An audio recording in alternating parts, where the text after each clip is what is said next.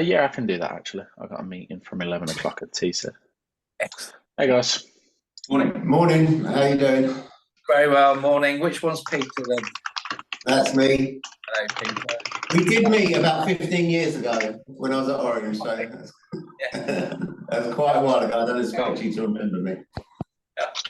What was that when you were at? What was the other company you were at? Challenger.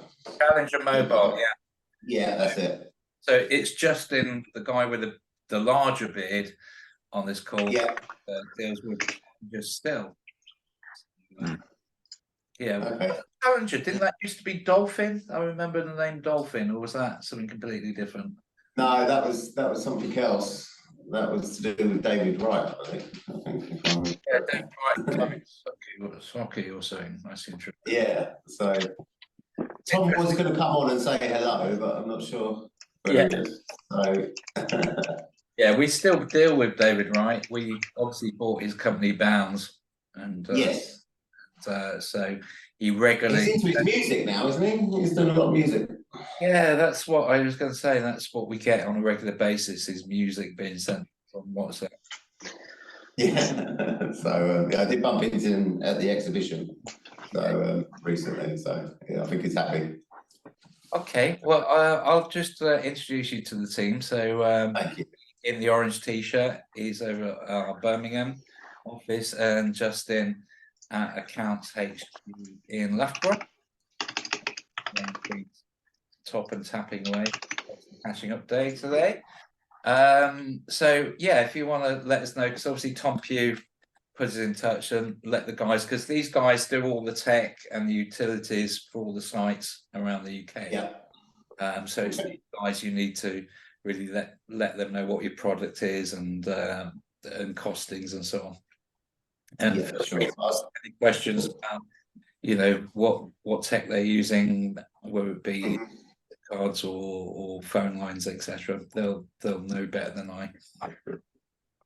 Thank you. I'll just do the instructions from our end. I'm Peter Brown, I'm the sales director here at Cloud Network Services. Then we've got John. Morning, guys. Bonnie. Who's MD, and Danny Cox, who's our CEO.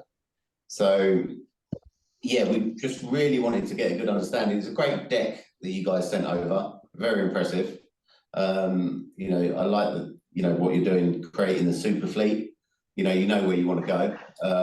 And Tom thought it was a good idea to speak to us. We're used to dealing with multiple sites, so we wanted to understand, because you're dealing with BT, Virgin, TalkTalk, all of that. What is the current situation? Have you got one network in place that you use, or? That's starting to change at the minute. We're in the middle of consolidating providers. So, for example, we've just moved 3 sites to a local company called WaveNet. They're essentially a reseller of, pretty much everyone really. However, it gives us a single point of contact if we have issues, billing, all that sort of jazz. Yeah. So that is what we're doing at the minute. So I guess now is the right time to be having meetings with people like yourselves as we are consolidating. Okay. And what do you do regards monitoring? So you've got 30 sites currently. I see the aggressive growth plans that you've got. So if you could just talk me, how you do the monitoring at the moment, and what is the process once you find a new site in Birmingham or Cambridge, wherever. What is the process there? Is it you open a new site or you take over a site? How does that work? Pretty much as it stands, it's predominantly acquisitions. Yeah. So we'll be inheriting, long 2-year, 2, 3, 5-year contracts that are existing at that site. From lease lines, SIP providers, all that stuff. Once that starts coming to an end, we'll then look at moving it away to someone that we know and we prefer, and whoever's the most cost effective at that point in time. In terms of monitoring, there's not a lot of monitoring involved. It's a case of set and forget. And yeah, that's that really. And how's that been working for you? So, for example, at the weekend, we deal with broadband on a daily basis. At the weekend, we had, a farm, but, their broadband was proving challenging. So they were on the phone to us. What happens? What's the process? So if you have a connection that goes down on a Saturday night or a Sunday, what do you do? Talk me through that. So most of the sites, so okay, so a pretty big important factor for our business is everything is backed up by a outsourced call center. Yeah. So if anything goes wrong in the UK, we have redundancy in place. Mhm. And likewise, at many of the UK sites, they are backed up by a failover broadband. This Okay. is pretty standard now. For example, so Virgin are providing 5G SIM cards with all of their deals at the minute. Yeah. So every single site has some form of a resilient connection. Mhm. So that's how we handle that really. But if there is a massive outage, something goes to pot, it's going to be me or Justin that get the phone call saying that something's gone wrong, and then we deal with that as and when really. Okay. And could you see the benefit of monitoring and seeing that happening in real Yeah. time? Yeah, so don't get me wrong. So some of the sites, so Birmingham, for example, Yeah. that uses Unify Gateway, Unify switches. So Mhm. so that I will get real time alerts for. A couple of the sites use Dratex monitoring solutions. Yeah. But to be fair, the fastest port of call is going to be a phone call from someone on site. Yeah. Yeah. That's when you find out something's going on. Yeah. So Okay. that's Yeah. how we tend to operate, really. Okay. John, have you got? Yeah, just on that monitoring piece, we hark on about it a bit because we've built internal monitoring here. So every connection, whether it be a broadband, whether it be a lease line service, MPLS, whatever it might be, we've got real-time monitoring on our side. So to give you an instance, we deal with a large wholesale food provider, and we regularly contact them to tell them their lease line's down. So they'll be doing Not too regular. they'll be doing a power cycle. Yeah. They'll be doing a power cycle or something on site, and we'll reach out and say, guys, we've just seen this drop at your rugby site. Can you just confirm you got everything's okay on site and you're not having any problems? And the value to them of that proactive monitoring and us proactively contacting allows them to just have total comfort that they don't have to worry about their connectivity in any way, shape, or form. And the other major benefit is that perhaps no one's on site at a given time. We know the service is down, so we can proactively fix it before someone comes in and discovers it's not working. Now, obviously, taxi service, you guys are going to be 24/7. But if you've not got someone letting you know, we're still going to be aware. And we do the same with telephony, so we still monitor all our phone hand endpoints. So, as an example, if there's a bad call quality on a particular device, we get notified. So we can then start a fault find procedure to understand why that might be happening, whether it's local network, whether it's broadband connection, whether it's the device itself. So there is value to getting to the fault as quickly as humanly possible to try and mitigate any harm it's going to cause. But it does sound like you've got a nice system in place. You've got the call center failover, you've got connectivity failover, so you're certainly doing all the right things. Yeah. We're not tied into one dispatch system as well. So, we would be providing the connectivity, looking at your SIP, and SIM solutions as well. Be it backup or text back or whatever you're using there as well. So do bear that in mind. Okay, so a couple of questions based on that then. One, who is your SIP? Who's the back end of your SIP really? I'm presuming Gamma, unless you're using your own stuff.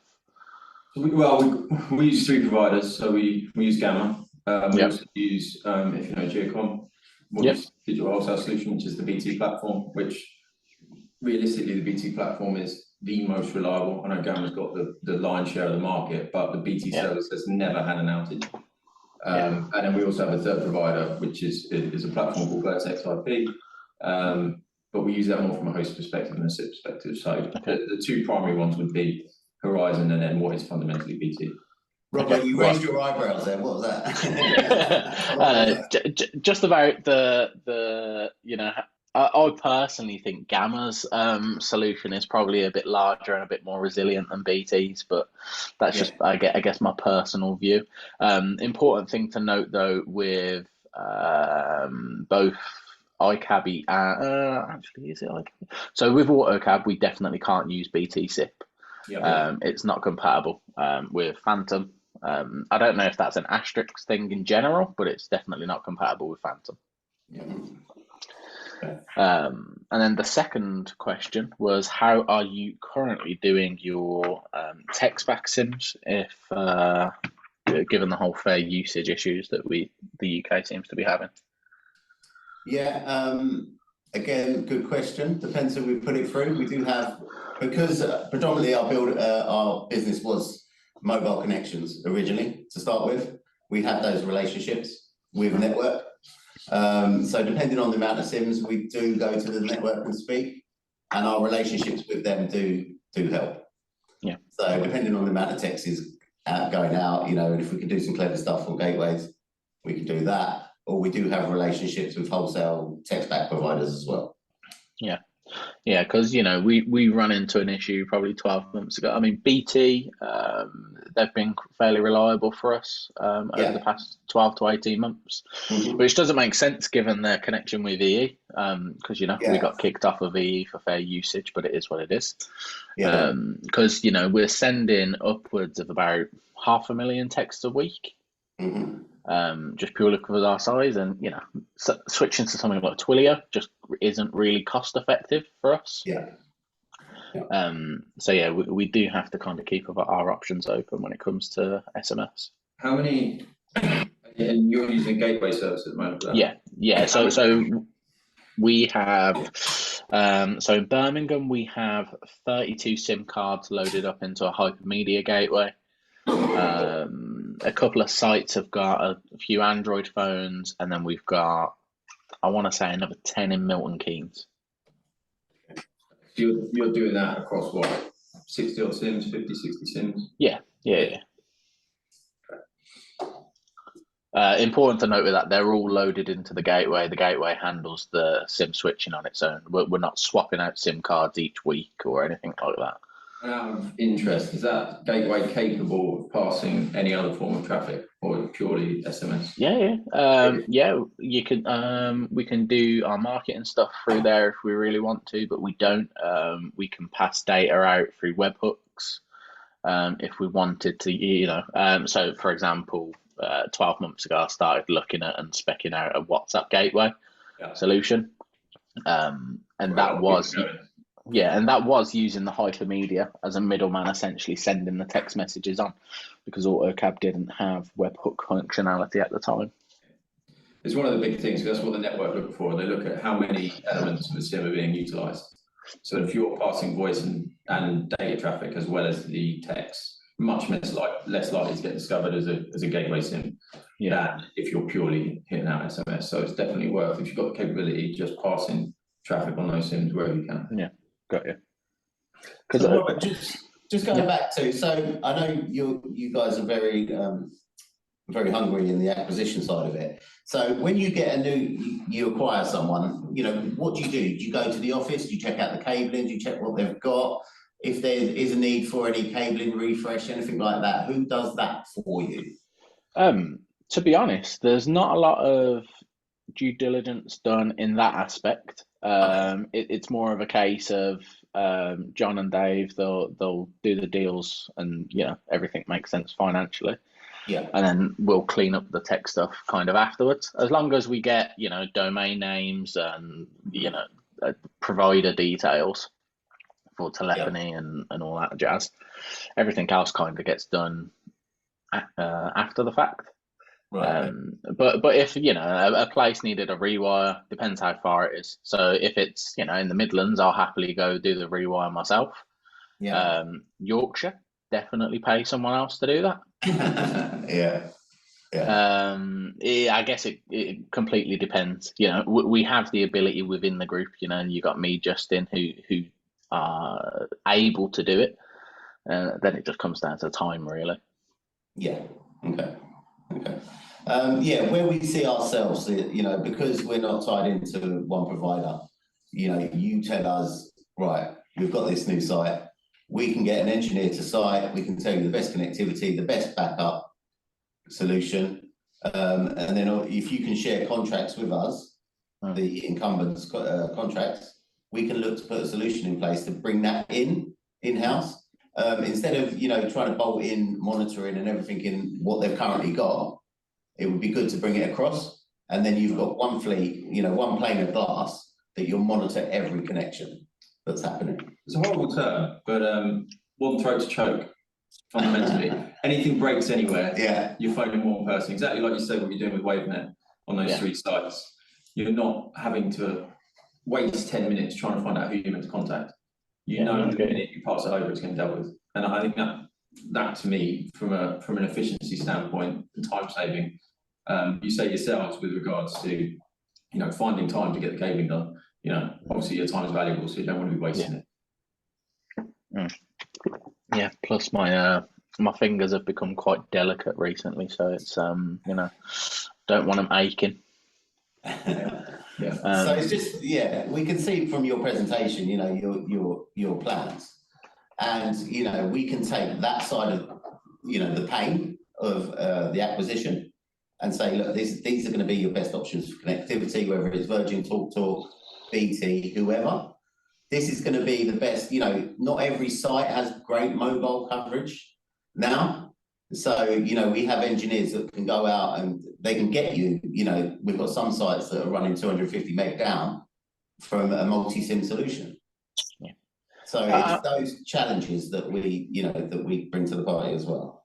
I mean, for the most part, with all due respect, I mean, it's just reselling other people's stuff at the end of the day. So I guess it predominantly comes down to costing at the end of the day, whether it's financially viable. Because again, with all due respect, everyone's reselling the same stuff. Yeah. As much as you're providing the monitoring aspect, which, respectfully is a good solution, the core nitty gritty of it is the same connections that everyone else seems to be getting their hands on.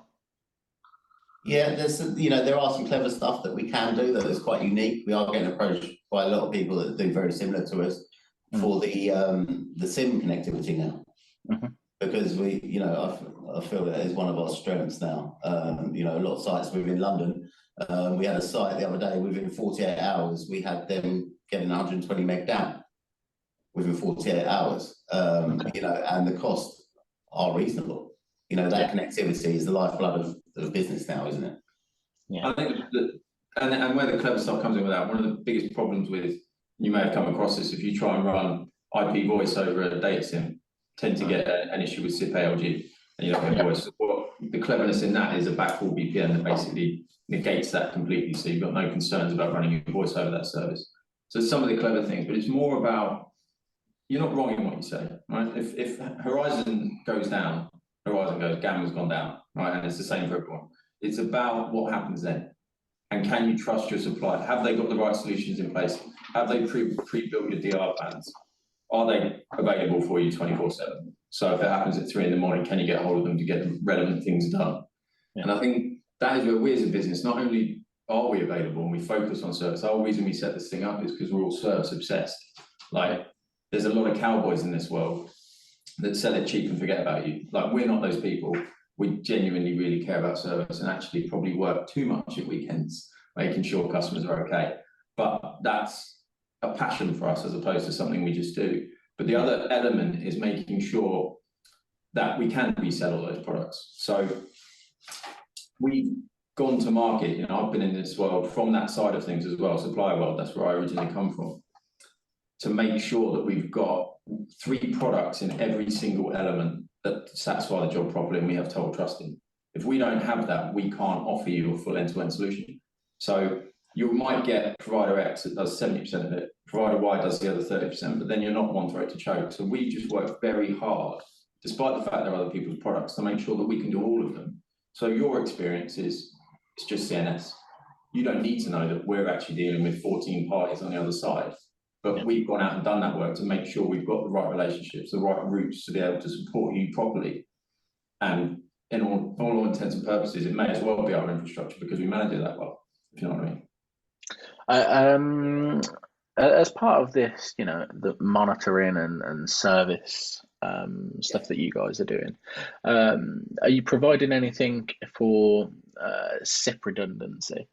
So for example, Gamma goes down, at the end of the day, your DDIs are hosted with Gamma, that's that. Unless you've got, I don't know, like an active standby trunk with Gamma, and that fails over, you're pretty much screwed.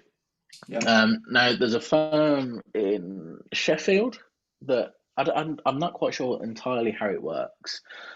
So basically, they're hosting your numbers on a proprietary piece of kit, and then they do the routing to the SIP provider. So, for example, they act as the middleman. They send your calls to Gamma. If Gamma go down, they'll reroute to, I don't know, CenturyLink, for example. I'm not entirely sure how it's working. I need to do a little bit of digging on that. Are you guys aware of anything similar? So, I mean, off the top of my head, I know how you can do it. So, if you build in a DR plan, so a number forwarding banner, in the event of unreachable, forward to this number, you then build up that number on a different SIP platform and have a backup SIP solution built into the system. So they're entirely doing it based on number, you reckon? Without looking at it, that would be my guess. Yeah. But yeah, that's how I What's would the name? Do you know the name of the company again? Let's have a quick look. Give me 2 ticks. Dave, I don't suppose you know the name of that company that Jack and Dotted are reselling for SIP trunks. It begins with a V. Voice host. No. No. Leave it with me. Let me have a quick look. Thank you. Feel free to ask any other questions in the meantime whilst I have a look. Yeah, I think the way this is going, guys, is I'll put you in touch with Bobby and Justin on email and maybe do a proposal. Just going back to the point earlier, when we do bring companies on board, there's going to be a stream of them. Q1 next year we bring on board. Yeah. The priority when we buy companies is not to break them. So literally we go in there for a few months, monitor it, work out who the key personnel, what they need in terms of technology, and then that technology is brought in baby steps. Because if we go in with all guns blazing on day one and make huge changes, then we end up losing the staff or and drivers, because drivers don't like change. So everything is brought in over a 12-month period, bit by bit consolidation. A lot of the sims that Bobby's talking about over at Birmingham Hub are serving sites all over the UK, from Plymouth to Wrexham, etc. So this is done literally step by step. So that's why we don't really go and look at the wiring and etc. before pre-acquisition. It's done. Yeah. Because obviously the taxi firm's already working and so on. Yeah, I mean, we do go in there and we see some, there's some of them still got those massive data rooms with servers ticking away that probably, and some amazing wiring, and most of it is ripped out and you can just do with a couple of routers. And we have been tempted to have a look at put in Starlink as well. I don't know whether you've worked with Starlink yet. I'm coming to you via Starlink at the moment. It's because I'm out in the middle of nowhere, so it does work. Yeah, no, we do get good feedback about it. Just, I have to ask. Sorry, this is just for my own personal. Have you had any issues with pigeons and the Starlink? With what? Sorry. Pigeons. What? Shitting on me? Crazy question, but pigeons are really attracted to the Starlink receivers for some reason. It's not a thing I've noticed. I nearly got ran over there. I've got a motorhome who was up in the Peak District, up in Derbyshire at the weekend, and I normally take it with me, plug it in, and so I can still get Wi-Fi and operate the TV for the kids in the motorhome. But somebody nearly ran over it, because you normally just put it by the side of the motorhome where you got full gaze of the stars. But at home, it's I don't have it fixed. I just put it outside, on the drive, and not noticed pigeons. I've seen a cat sitting on it though before. we have heard that. So, No. what's that? Sorry, I missed that bit.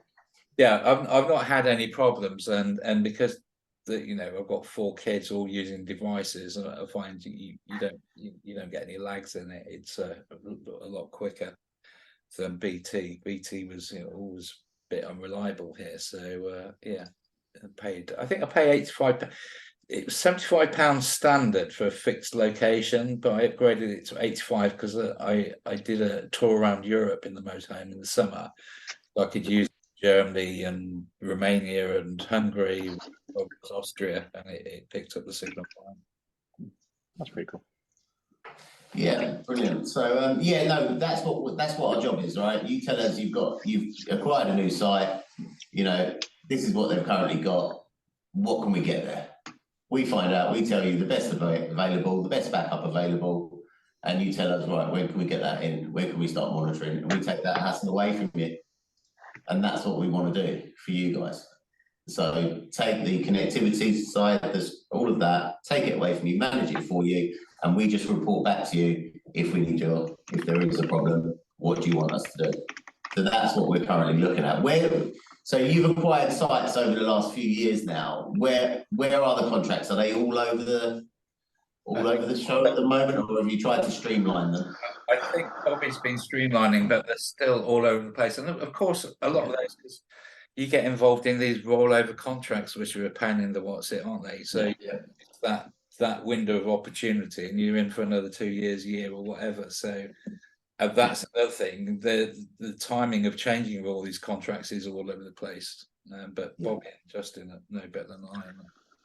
Yeah, so and the failing point of most providers is that the fact that they, I understand why they do it from their business perspective, is locking you into 2-3 year contracts all the time on a broadband connection. Sorry, whereas the supplier that we've been working with recently, they understand our future ambitions in terms of sales and whatnot, and that they've been working with broadband providers to get us 12-month contracts across the board. So any new deal that we bring to them, it will be a 12-month connection regardless of the provider, really. So that they're pretty keen on Sagir connections at the minute. So it's pretty much just all Openreach stuff, really, isn't it, at the end of the day? Virgin are the only ones who they're stretching to 18 months, and we aren't really touching lease lines unless we have to. Yeah. And how does that work? Do you just use the current routers on site, or do they provide new routers? Do they charge you for those routers? What's the... Entirely depends on the tech on site, to be honest. If they've got some pretty outdated kit, then we'll sling a new Dratec in there. But the provider, again, that we work with, they know roughly what we're using across the sites in general. So they provide a like-for-like solution, really. But, for example, Yorkshire, they quoted me on a new Dratec router, and I think it was like a £20 difference in markup price. So, businesses have to make money at the end of the day. Granted, I chose to not order that because I knew I could get it £20 cheaper. But it's principle. Who are you talking about there? WaveNet? Yeah, that's WaveNet. Okay. As Bobby said, sorry to interrupt there, but yeah, we've ended up with about 30 limited companies, because the nature of the deal is we put a deposit on the company, then there's an earn out time between 2 and 3 years. But so we're also trying to streamline 30 companies to 3 companies. So we're trying not to put contracts, all in to those individual companies, because eventually those companies are going to become dormant or surplus requirement. So because we're streamlining, consolidating the group. So that's why we like 12-month contracts. So we can start closing that business down, or the limited company, and carry the goodwill of the trading name through to our main group company. So on that side of it, your Nirvana would be, if I can get a 30-day rolling, I'm not saying we can offer it, but if we could do a 30-day rolling ongoing contract for to provide the flexibility for you guys, would that be of interest to you? I'd say it would be of interest, yeah. Yeah. Okay. So I think the next stage is to actually have a look at what you've currently got, and then we can put some pricing together for you. Yeah, we can. I mean, to be fair, if that's the route that we're going to take, and you're going to explore it now is your time, really. We've moved 3 sites to WaveNet in the past month and a half. Okay. So yeah, you might want to get ahead of this. Well, if you don't mind doing it, don't do any more for a little while until we get our rights. We'll see. All right, brilliant. So we'll get an email over to you, with what we need, and then we can start putting price in. David, just a quick question from your experience now. All the drivers back from the Orange days used to be here's a device for the driver. Is it all BYO now? Every site, every company that you acquire, is it all BYO? I think there's probably a few exceptions. Taunton's an exception. Yeah, Taunton, but even that, new drivers are being told to get their own. We inherited a site in Taunton where they were still buying the devices, pound a pop. But no, I mean, drivers are self-employed at the end of the day, and you've got this big thing in our industry now where, you know, worker status, are they self-employed or are they workers? So if we start providing them elements of their kit, their tools, then really it looks like they're workers rather than self-employed. So there's a whole issue there. So yeah, we've moved away. And I mean, to be fair, Justin and I've been doing this for 10 years since we moved to iCabby back in 2013, going, you know, here's an app, put it on your phone, you know, Sims units.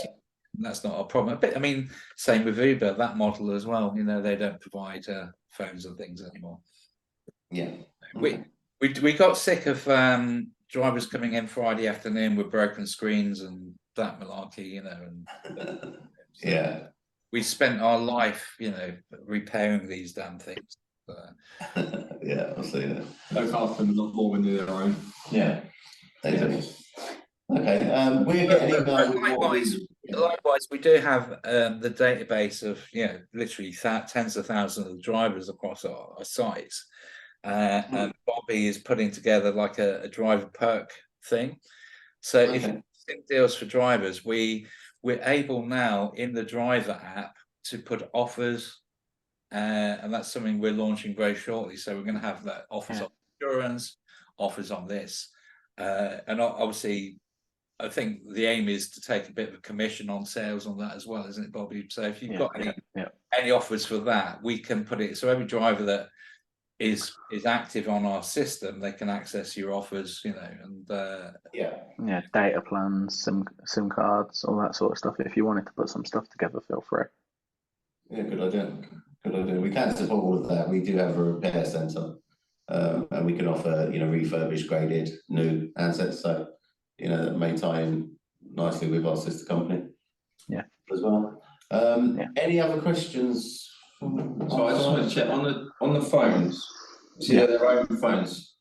I assume you've just got control to be able to kick them out of the app should they. Oh yeah, so you know we can suspend the driver willy-nilly. So yeah, that's not a problem. Any questions from your side, guys? I really appreciate your time. No, to be honest, I think I've covered it all my basis. Brilliant. We're getting an email over with what we require, and then we can start putting pricing over to you guys. You know, we are really keen to win the business, so we'll be as keen as we can on our end. And you know, the benefit of the monitoring, all of that, we'll put that across to you guys as well and show you how that works. And hopefully that will be a benefit to you guys. And Bobby, you can be pretty transparent with what you're getting from those other companies as well. So look at the pricing.